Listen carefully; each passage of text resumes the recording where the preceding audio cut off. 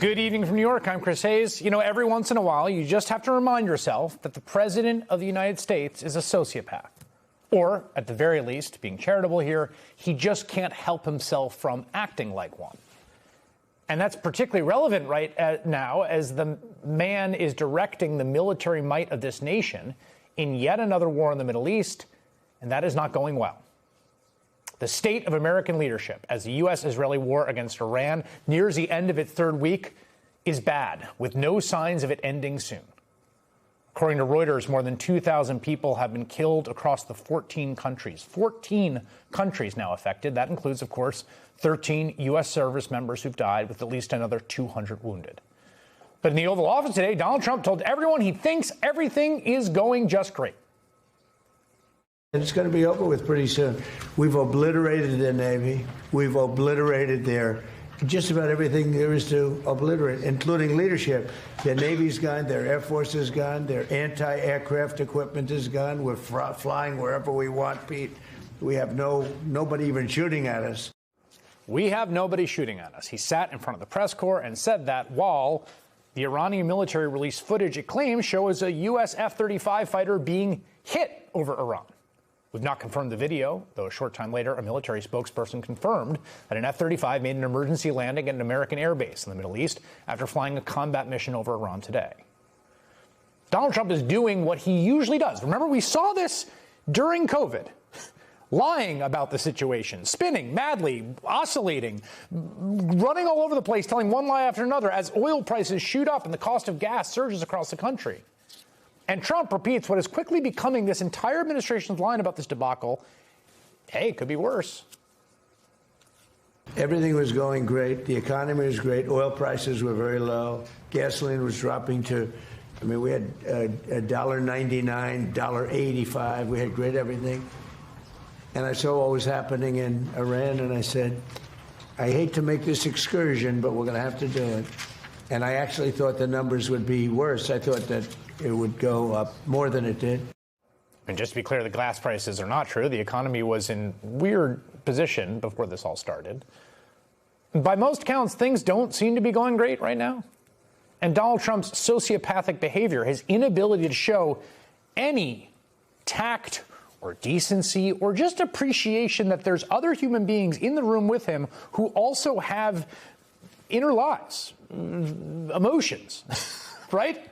It was on full display as he hosted the Prime Minister of Japan in the Oval Office today and gave this genuinely shocking answer to a Japanese reporter's perfectly legitimate question about coordination or lack thereof with allies during this war.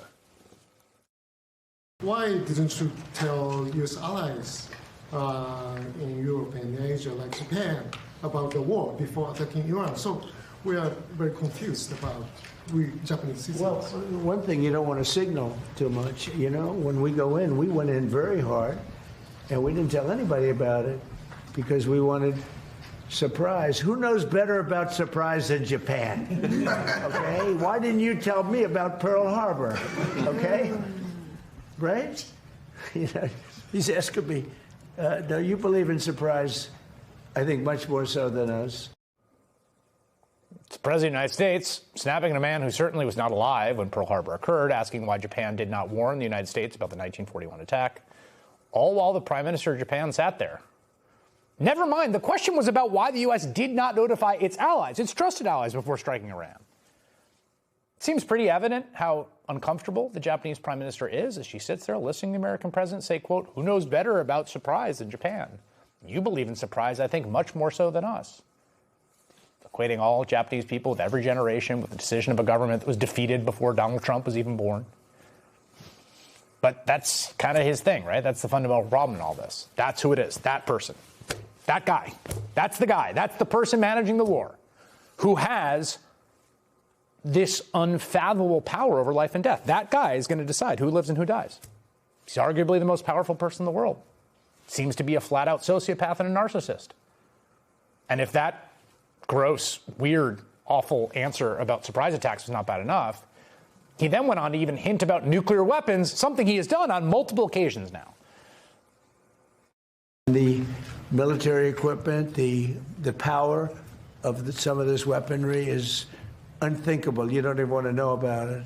Oh, you could end this thing in 2 seconds if you wanted to, but we are being very judicious.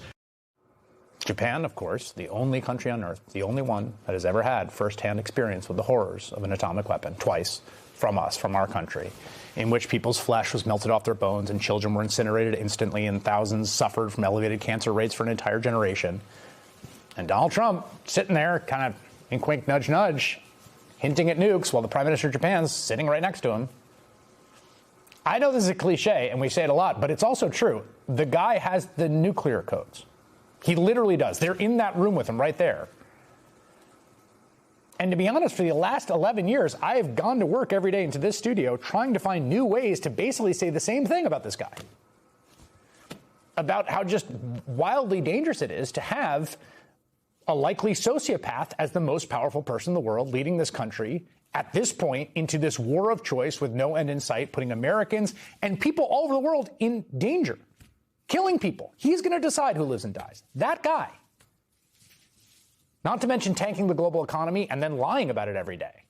And I got another example of this from a few days ago, which is not related to the war or the economy, but illustrates the same point. It illustrates Donald Trump's just like stone cold, bone deep inability to even conceive of the feelings and inner lives of the people around him. On Monday, he had this insane back and forth with House Speaker Mike Johnson. You might have seen this, you might have not.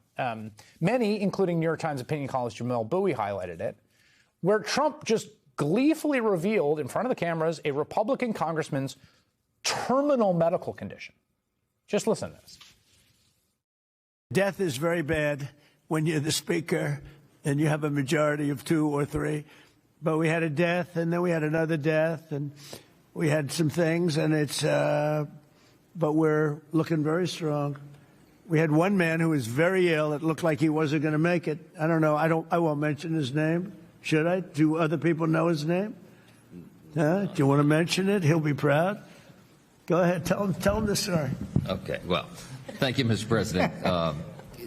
Congressman Neil Dunn of Florida had some real health challenges, and it was very serious, and had a pretty grim diagnosis. And I mentioned it to the president, and I said, Congressman Dunn is a real champion and a patriot because he's still coming to work. And if others got this diagnosis, they would be apt to go home and retire. And what was the diagnosis? It was, I think it was a terminal diagnosis. He would be dead by June. Okay, that wasn't public, but yeah, okay. That's it was grim. That's what I was going to say. I don't think with a heart problem, by the way. This was a heart problem. So, the long story short, the president called him to encourage him and thank him, and they had a conversation. Have you ever seen anything like that in your life?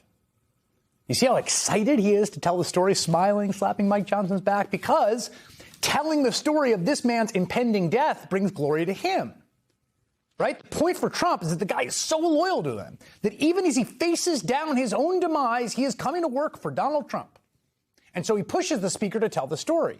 And Mike Johnson, who, in my estimation, is a man of incredibly low character with terrible politics, but is not a sociopath, is trying to hold some kind of line. And as Trump interjects, you can hear the gasp in the room from the people who are all certainly Trump supporters.